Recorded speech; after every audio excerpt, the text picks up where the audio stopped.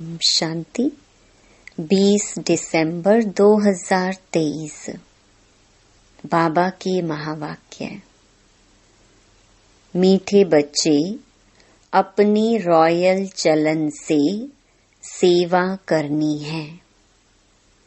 श्रीमत पर बुद्धि को रिफाइन बनाना है।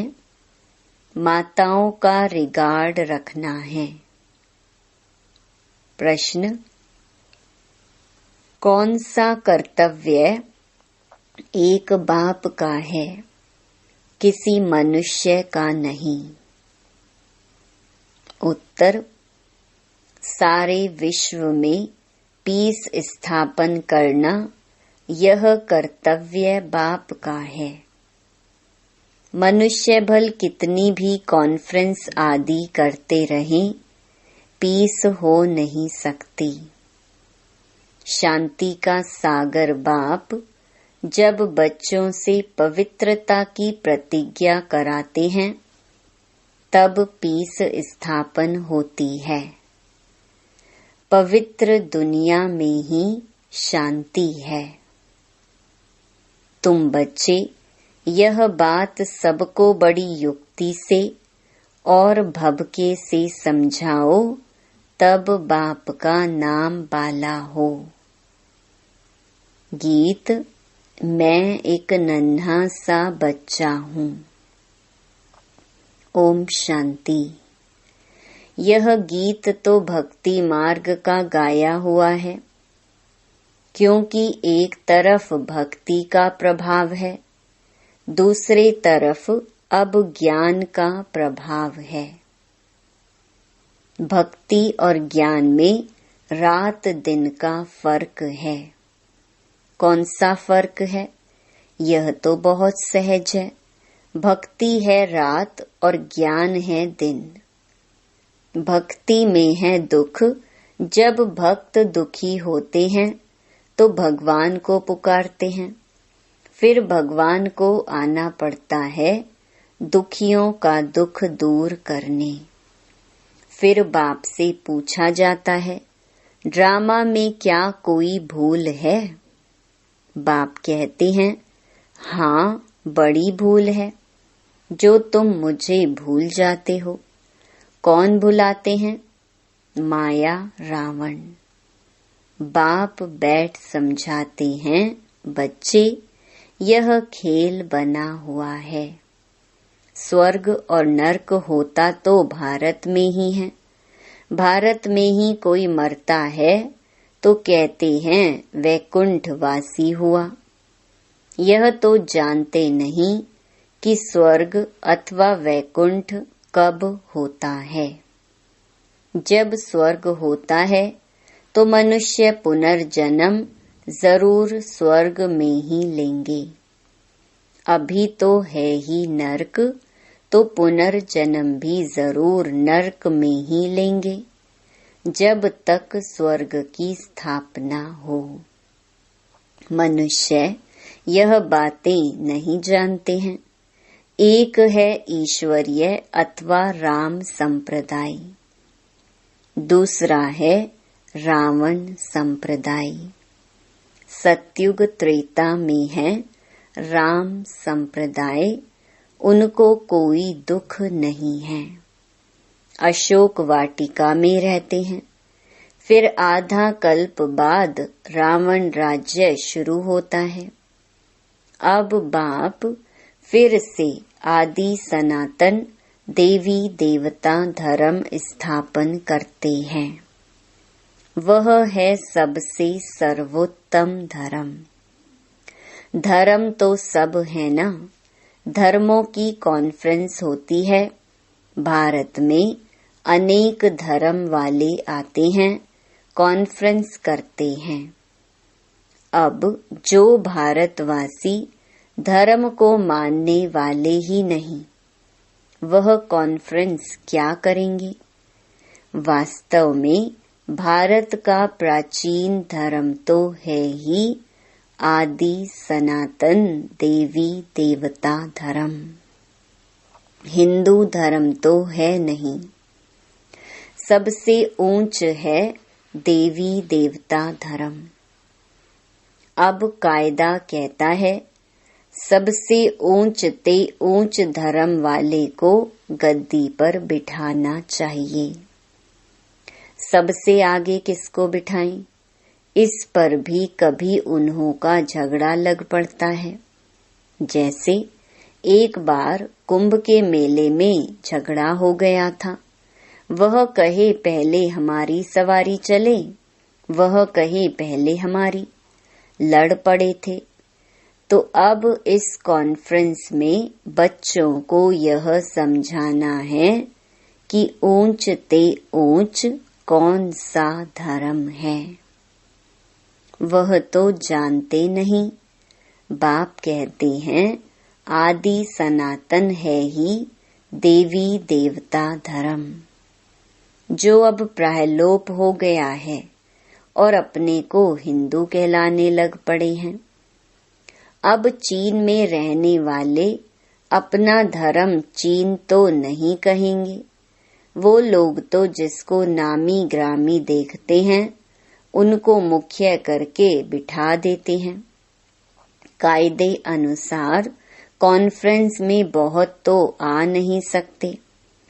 सिर्फ रिलीजन के हेड्स को ही निमंत्रण दिया जाता है। बहुतों से फिर बहुत बोलचाल हो जाता है। अब उन्हों को राय देने वाला तो कोई है नहीं। तुम हो ऊंच ते ऊंच देवी देवता धर्म वाले। अब देवता धर्म की स्थापना कर रहे हो। तुम ही बता सकते हो भारत का जो मुख्य धर्म है, जो सब धर्मों का माई बाप है, उनके हेड को इस कॉन्फ्रेंस में मुख्य बनाना चाहिए।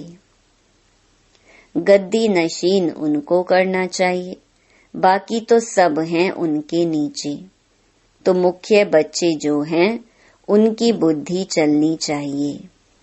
भगवान अर्जुन को बैठ समझाते हैं संजय यह है, अर्जुन तो है रथी, उनमें रथवान है बाप। वह समझते हैं रूप बदलकर श्री कृष्ण के तन में आकर ज्ञान दिया है, परंतु ऐसे तो है नहीं। अब प्रजापिता भी है। त्रिमूर्ति के ऊपर बहुत अच्छी रीति समझाया जा सकता है। त्रिमूर्ति के ऊपर शिव बाबा का चित्र जरूर चाहिए। वह है सूक्ष्म वतन की रचना। बच्चे समझते हैं यह विष्णु है पालन करता, प्रजापिता ब्रह्मा है स्थापन करता, तो उनका भी चित्र चाहिए। यह बड़ी समझ की बात है। बुद्धि में रहता है प्रजापिता ब्रह्मा जरूर है, विष्णु भी तो चाहिए। जिससे स्थापना कराएंगे उससे ही पालना भी कराएंगे। स्थापना कराते हैं ब्रह्मा से। ब्रह्मा के साथ सरस्वती आदि बहुत बच्चे हैं। वास्तव में यह भी पतित से पावन बन रहे हैं। तो कॉन्फ्रेंस में आदि सनातन देवी देवता धर्म की हेड जगदम्बा होनी चाहिए, क्योंकि माताओं का बहुत मान है।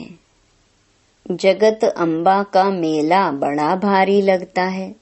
वह है जगत पिता की बेटी। अब आदि सनातन देवी देवता धर्म की स्थापना हो रही है। गीता एपिसोड रिपीट हो रहा है। यह वही महाभारत की लड़ाई सामने खड़ी है। बाप भी कहते हैं मैं कल्प कल्प कल्प के संगम युग पर आता हूँ। भ्रष्टाचारी दुनिया को श्रेष्ठाचारी बनाने। जगत अम्बा गॉडेस ऑफ नॉलेज गाई हुई है।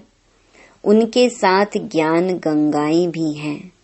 उनसे पूछ सकते हैं कि उनको यह नॉलेज कहाँ से मिली हुई है। नॉलेजफुल गॉड फादर तो एक ही है। वह नॉलेज कैसे दें? जरूर उनको शरीर लेना पड़े। तो ब्रह्मा मुख कमल से सुनाते हैं। ये माताएं बैठ समझाएंगी। कॉन्फ्रेंस में उन्हों को यह मालूम होना चाहिए ना कि बड़ा धर्म कौन सा है। यह तो कोई समझते ही नहीं कि हम आदि सनातन देवी देवता धर्म के हैं। बाप कहते हैं यह धर्म जब प्रायलोप हो जाता है तो मैं आकर फिर स्थापन करता हूँ। अभी देवता धर्म है नहीं। बाकी 3 धर्मों की वृद्धि होती जा रही है तो जरूर देवी देवता धर्म फिर से स्थापन करना पड़े। फिर यह सब धर्म रहेंगे ही नहीं। बाप आते ही हैं आदि सनातन देवी देवता धर्म की स्थापना करने। तुम बच्चियां ही बता सकती हो कि पीस कैसे स्थापन हो सकती है। शांति का सागर तो है ही परम पिता परमात्मा, तो पीस जरूर वही स्थापन करेंगे। ज्ञान का सागर, सुख का सागर वही है। गाते भी हैं पतित पावन आओ। आकर के भारत को पावन राम राज्य बनाओ। पीसफुल तो वही बनाएंगे। यह बाप का ही कर्तव्य है।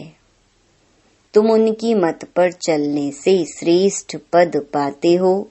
बाप कहते हैं जो मेरे बनेंगे, राजयोग सीखेंगे और पवित्रता की प्रतिज्ञा करेंगे कि बाबा हम पवित्र बन 21 जन्मों का वर्षा लेंगे, वही मालिक बनेंगे। पतित से पावन बनेंगे। पावन है लक्ष्मी नारायण सबसे ऊंच। फिर अभी पावन दुनिया की स्थापना हो रही है। तुम पीस के लिए कॉन्फ्रेंस कर रहे हो, परंतु मनुष्य थोड़े ही पीस करेंगे। यह तो शांति के सागर बाप का काम है। कॉन्फ्रेंस में बड़े आदमी आते हैं, बहुत मेंबर्स बनते हैं तो उन्हों को राय भी देनी पड़े। फादर शोज सन। शिव बाबा के पोतरे ब्रह्मा के बच्चे हैं गॉडेस ऑफ नॉलेज। उनको गॉड ने नॉलेज दी है। मनुष्य तो शास्त्रों की नॉलेज पढ़ते हैं। ऐसे भबके से समझाओ तो बड़ा मजा हो। युक्ति जरूर रचनी पड़ती है।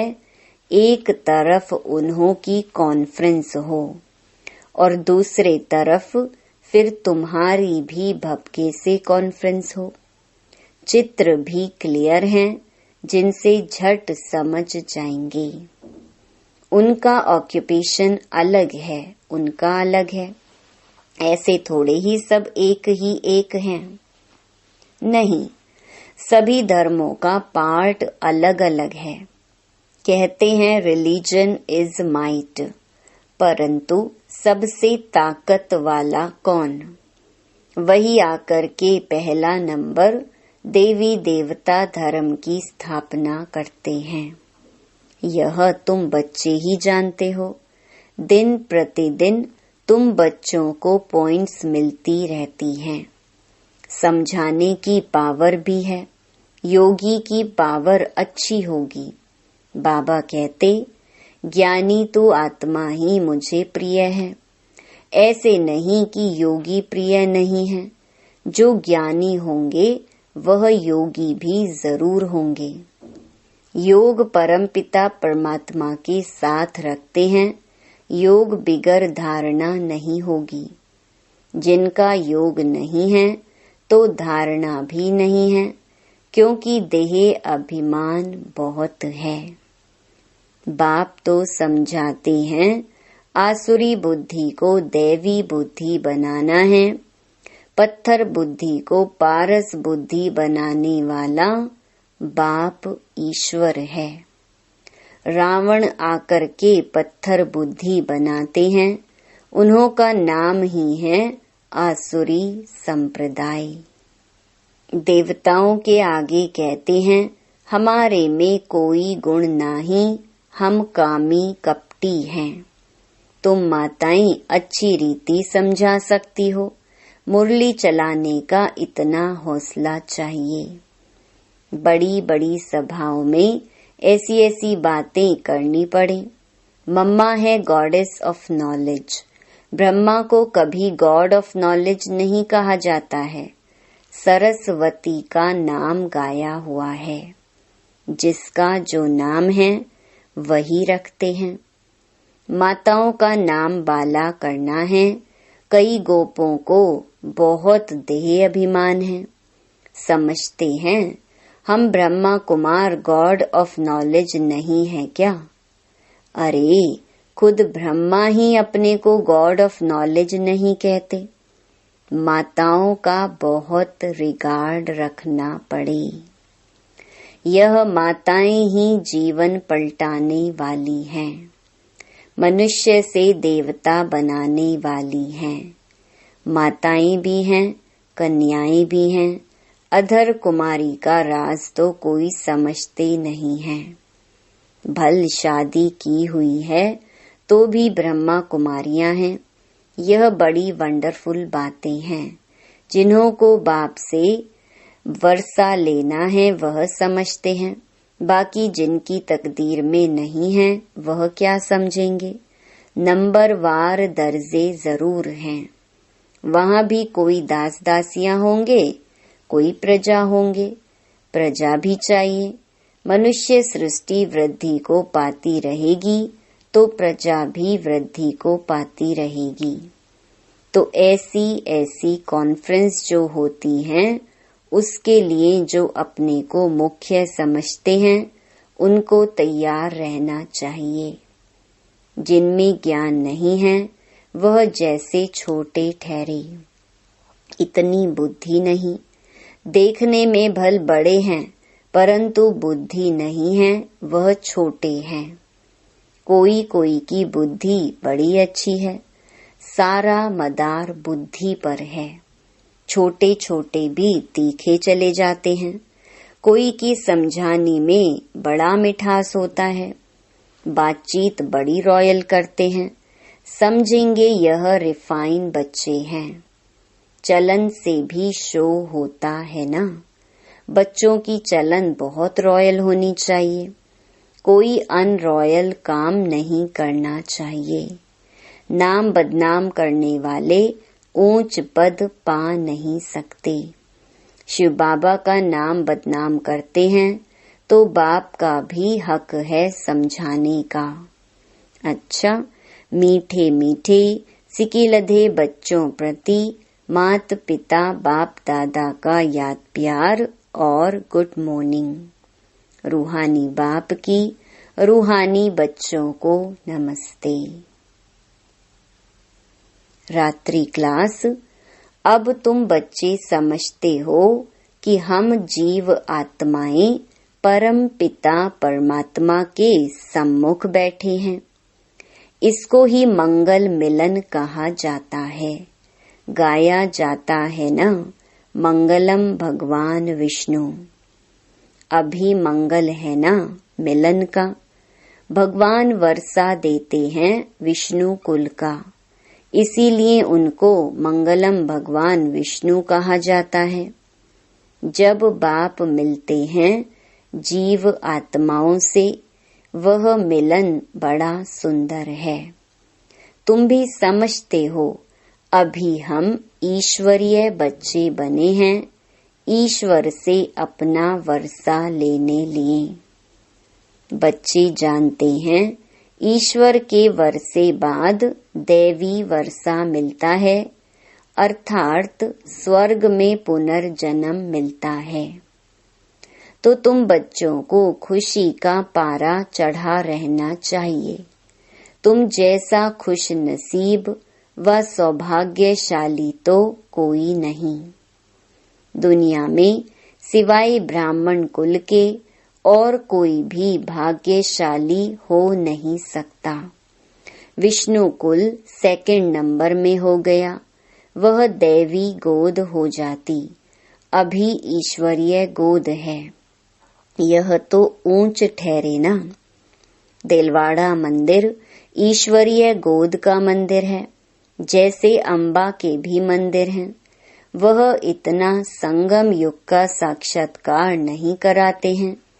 यह देलवाड़ा मंदिर संगम युग का साक्षात्कार कराता है। बच्चों को जितनी समझ है उतना और कोई मनुष्य मात्र को हो न सके। जितना तुम ब्राह्मणों को समझ है उतनी देवताओं को भी नहीं। तुम संगम युगी ब्राह्मण हो, वह संगम युगी ब्राह्मणों की महिमा करते हैं। कहते हैं ब्राह्मण सो देवता बनते हैं, ऐसे ब्राह्मणों को नमः। ब्राह्मण ही नरक को स्वर्ग बनाने की सर्विस करते हैं। ऐसे बच्चों ब्राह्मणों को नमस्ते करते हैं। अच्छा, गुड नाइट। धारणा के लिए मुख्य सार। पहला, बाप का प्रिय बनने के लिए ज्ञानी और योगी बनना है। देह अभिमान में नहीं आना है। दूसरा, मुरली चलाने का हौसला रखना है। अपनी चलन से बाप का शो करना है। बातचीत बड़ी मिठास से करनी है। वरदान, कर्म भोग को कर्म योग में परिवर्तन कर सेवा के निमित्त बनने वाले भाग्यवान भव। तन का हिसाब किताब कभी प्राप्ति व पुरुषार्थ के मार्ग में विघ्न अनुभव न हो। तन कभी भी सेवा से वंचित होने नहीं दे। भाग्यवान आत्मा कर्म भोग के समय भी किसी न किसी प्रकार से सेवा के निमित्त बन जाती है। कर्म भोग चाहे छोटा हो या बड़ा, उसकी कहानी का विस्तार नहीं करो। उसे वर्णन करना माना समय और शक्ति व्यर्थ गंवाना। योगी जीवन माना कर्म भोग को कर्म योग में परिवर्तन कर देना। यही है भाग्यवान की निशानी। स्लोगन, दृष्टि में रहम और शुभ भावना हो तो अभिमान व अपमान की दृष्टि समाप्त हो जाएगी। ओम शांति।